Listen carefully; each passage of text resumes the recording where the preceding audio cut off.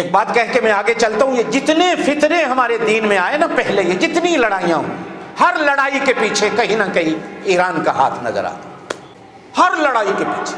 حضرت عثمان غنی کی شہادت کے پیچھے، حضرت علی کی شہادت کے پیچھے بھی، حضرت حسن کی شہادت کے پیچھے بھی، واقعہ کربلا کے پیچھے بھی، یہ جتنی امت میں لڑائیاں رہی کہیں نہ کہیں جا کر تانا بانا وہاں جا کر جوڑ جاتا۔ حضرت عمر رضی اللہ تعالیٰ عنہ کا ایک قول ملتا ہے، ہاتھ باندھ کے ناراض ہونا آپ کی مرضی ہے، راضی ہونا آپ کی مرضی ہے، کہا کرتے تھے کاش ہمارے اور ان کے درمیان میں کو آگ کی دیوار ہوتی، ہم ایران کو فتح نہ کرتے، اس لیے کہ قیامت تک یہ مسلمانوں کو لڑاتے ہی رہیں گے، فتنے پھیلاتے رہیں گے، ہم ان کی لڑائیوں اور فتنوں کو نہیں روک سکتے۔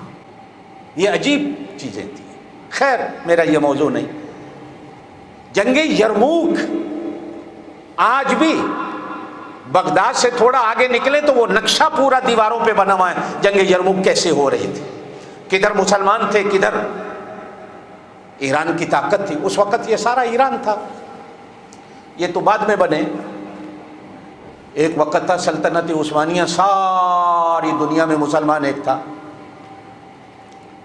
انگریز نے ایسے ٹکڑے کیے کہ ایک ایک گاؤں کی سلطنت بنا کے تقسیم کر دیا مسلمان کو۔ اب پھر مسلمانوں کو ایسا بانٹا کہ پاکستان کے ٹکڑے کر دیے، پھر درمیان میں ایک راستہ کشمیر کا چھوڑ دیا، اس پر بھی ہمیشہ لڑتے مرتے رہو، پھر ایک فلسطین کا چھوڑ دیا کہ یہاں بھی ہمیشہ لڑتے مرتے رہو۔ یہ روحانیگیا جو برما اور بنگلہ دیش کا، یہ بھی انہی کی سازش ہے کہ درمیان میں ایک ٹکڑا ایسا چھوڑ دیا کہ آپس میں یہ ہمیشہ مسلمان لڑتے مرتے رہے۔ یہ ایسی قوم ہے دنیا میں جہاں سے نکلتی ہے فتنہ ڈال جاتی ہے۔ یہاں جب تک رہے کچھ نہیں تھا، نہ الیکشن تھے نہ ووٹ تھے، نکلتے گئے، اب ان کو پٹیاں پڑھا رہی ہیں، الیکشن بھی ہو ووٹ بھی ہو، یہ بھی کرو وہ بھی کرو۔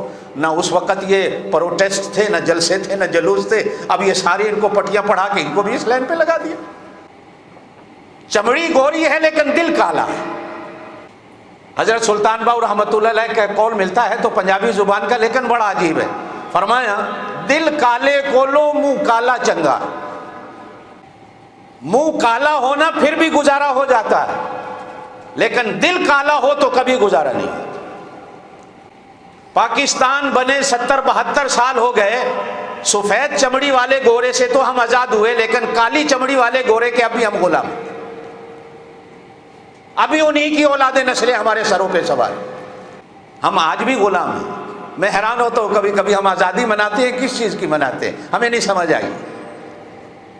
ایک کی غلامی سے جان چھوٹتی ہے تو دوسرا ہمارا آقا آ جاتا ہے، اس کی غلامی سے جان چھوٹتی ہے تو تیسرا آ جاتا ہے، کبھی وردی والے آ جاتے ہیں ہم ان کے غلام ہو جاتے ہیں، کبھی دوسرے تیسرے آ جاتے ہیں ہم ان کے غلام ہو جاتے ہیں۔